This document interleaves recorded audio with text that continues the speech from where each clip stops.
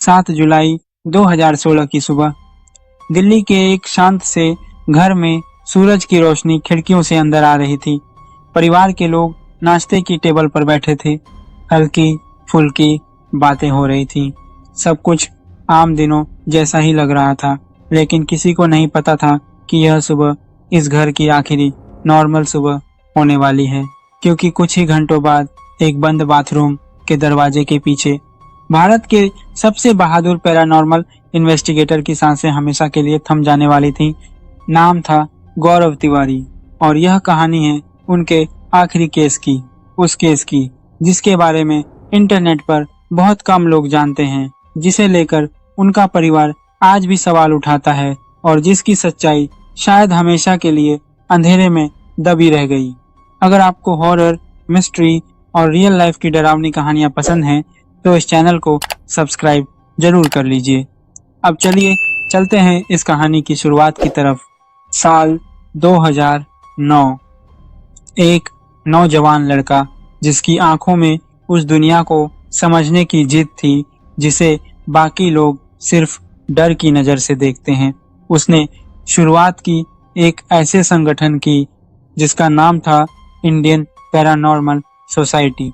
यह कोई शौकिया ग्रुप नहीं था, यह उन लोगों की आखिरी उम्मीद थी जिनकी जिंदगी में कुछ ऐसा घुस आया था जिसे ना डॉक्टर समझ पाते थे, ना पुलिस, ना कोई और। गौरव तिवारी उन केसों को हाथ में लेते थे जहां इंसान अचानक अजीब हरकतें करने लगता, जहां घर की दीवारें भी जैसे कुछ महसूस करने लगती, जहां रिश्ते टूटने लगते और कोई समझ नहीं पाता कि आखिर हो क्या रहा है। 7 सालों में उन्होंने 6000 से भी ज्यादा ऐसे केस सुलझाए, 6000 घरों में कदम रखा जहां आम इंसान जाने से भी डरता। लेकिन यह कहानी उनके पहले केस की नहीं है, यह कहानी है उनके आखिरी केस की। दिल्ली का जनकपुरी इलाका। एक शाम इंडियन पैरानॉर्मल सोसाइटी के पास एक कॉल आती है। दूसरी तरफ से आवाज कांप रही थी, हमारी बेटी। वो हमारी बेटी नहीं लगती, कुछ है उसके अंदर, प्लीज मदद कीजिए। यह कोई नई बात नहीं थी गौरव के लिए, ऐसे कॉल्स रोज आते थे। इस बार भी तय हुआ कि टीम जाएगी, केस को हैंडल करेगी। गौरव उस दिन खुद जाने की हालत में नहीं थे। पिछले कुछ महीनों से उनकी सेहत ठीक नहीं चल रही थी, नींद उड़ चुकी थी, डिप्रेशन उन्हें अंदर से खोखला कर रहा था। उनके करीबी लोग कहते हैं कि पिछले कुछ अरसे से गौरव पहले जैसे नहीं रहे थे। कुछ था जो उन्हें अंदर ही अंदर खा रहा था। लेकिन जब उन्होंने सुना कि उस लड़के की हालत कितनी खराब है तो कुछ बदल गया उनके अंदर। उन्होंने फैसला किया, मैं खुद जाऊंगा। यहाँ एक बात साफ कर दूं, कुछ लोग कहते हैं कि यह केस उनकी मौत से कुछ महीने पहले का था, लेकिन उनके पिता समेत कई करीबी लोगों का मानना है कि यह केस उनकी मौत से ठीक एक रात पहले का था। जुलाई 2016 की वो रात जो शायद उनकी जिंदगी की सबसे आखिरी और सबसे डरावनी रात साबित हुई। शाम ढल चुकी थी। गौरव और उनकी टीम अपने इक्विपमेंट गाड़ी में लोड कर रहे थे। ईएमएफ मीटर, कैमरे, रिकॉर्डर, वो सब कुछ जो किसी भी इन्वेस्टिगेशन के लिए जरूरी होता है। गौरव आगे की सीट पर बैठे थे, बाकी टीम पीछे। रास्ते में एक टीम मेंबर ने महसूस किया कि गौरव कुछ ज्यादा ही चुप हैं, कुछ ज्यादा ही परेशान लग रहे हैं। सर, आप ठीक है ना? हम संभाल लेंगे सब कुछ, आप आराम कीजिए। गौरव ने हल्की सी मुस्कान के साथ जवाब दिया, सब ठीक है, बस आजकल जब भी मैं शांति से बैठने की कोशिश करता हूँ, सोने की कोशिश करता हूँ, लगता है कोई ताकत मुझे रोक रही है, कोई नेगेटिव एनर्जी जो शायद मेरे अंदर ही बैठी है और वो बस मेरे हार मानने का इंतजार कर रही है। गाड़ी में एक अजीब सी खामोशी छा गई। एक लीडर का कॉन्फिडेंस टूटता देखना टीम के लिए किसी झटके से कम नहीं था। जिस इंसान ने हर एक केस में उन्हें हौसला दिया था, आज वो खुद घुटनों पर आता दिख रहा था। क्या सच में कोई ताकत थी जो बाहर से नहीं बल्कि अंदर से उन्हें तोड़ रही थी? गाड़ी जनकपुरी की उस बिल्डिंग के सामने रुकी।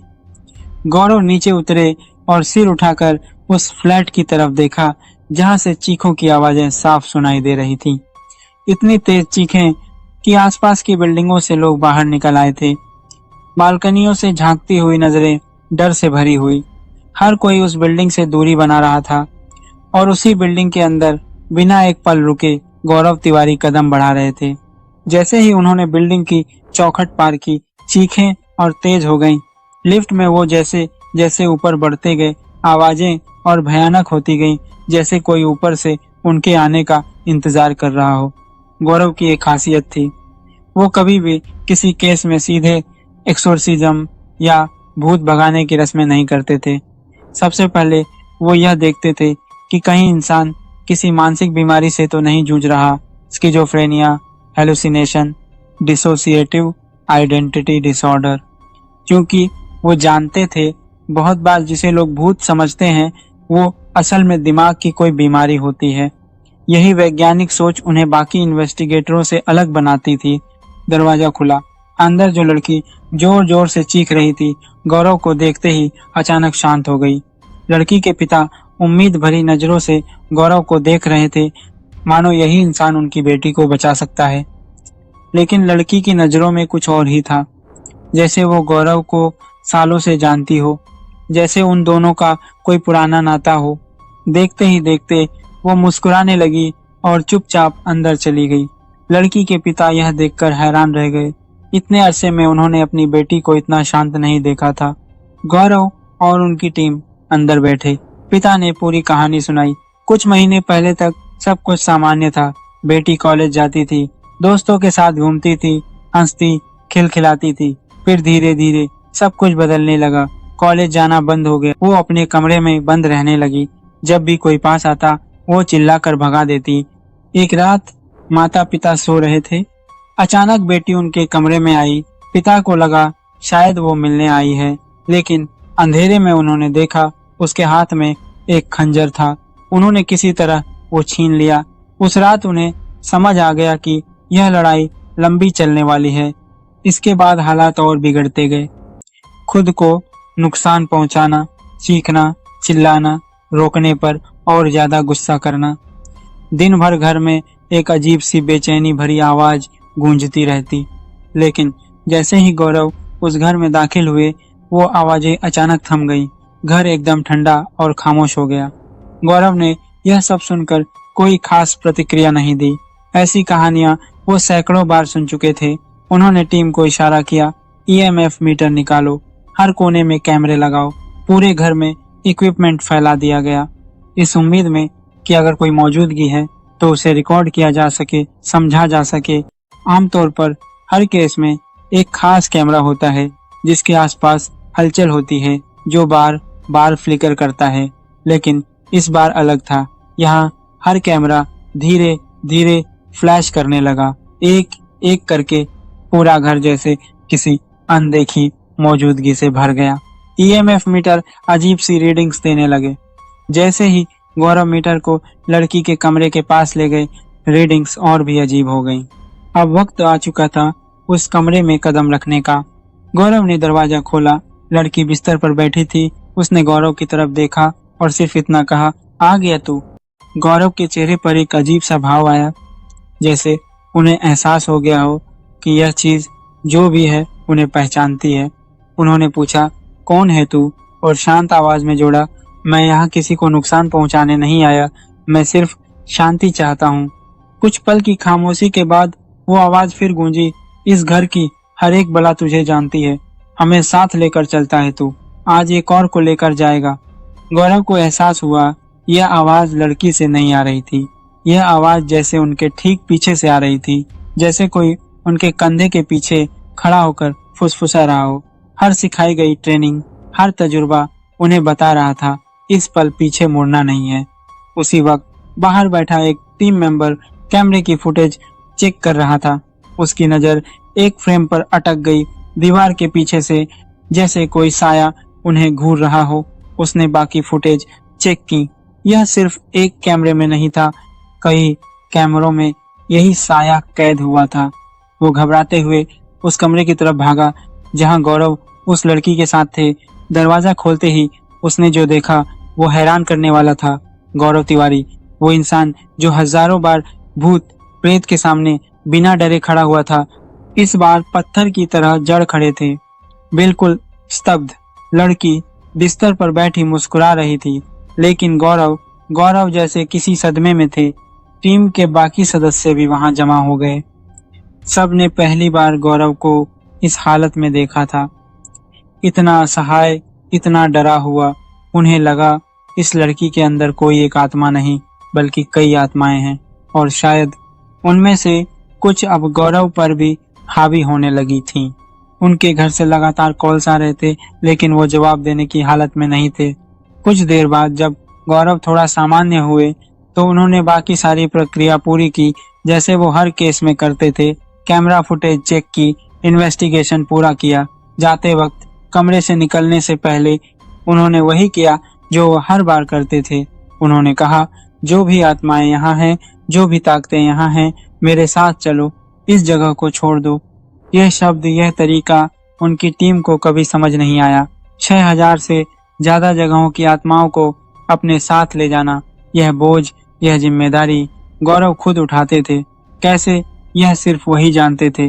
रात करीब 1:30 बजे वो घर पहुंचे।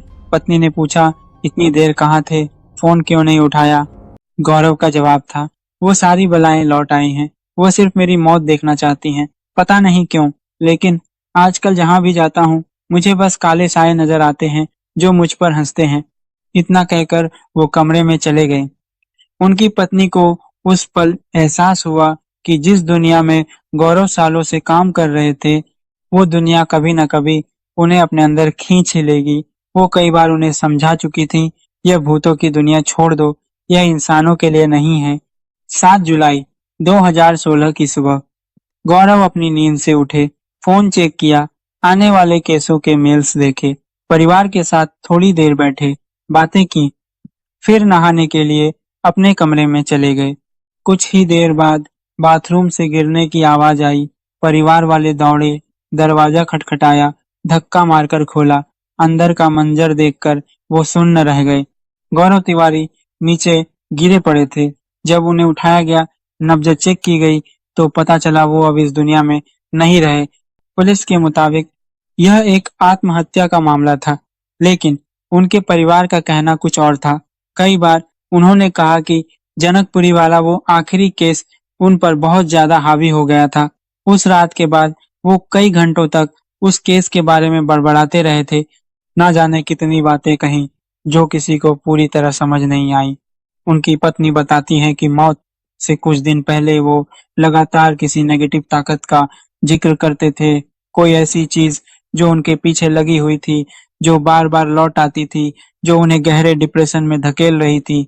आज भी जितना ज्यादा कोई इस केस को समझने की कोशिश करता है, यह उतना ही उलझता जाता है। शायद सच्चाई उनकी मौत के साथ ही हमेशा के लिए दफन हो गई। पुलिस रिकॉर्ड में यह एक साधारण सा मामला है, लेकिन जो लोग गौरव को जानते थे, जिन्होंने उनके साथ काम किया, वो आज भी मानते हैं कि जनकपुरी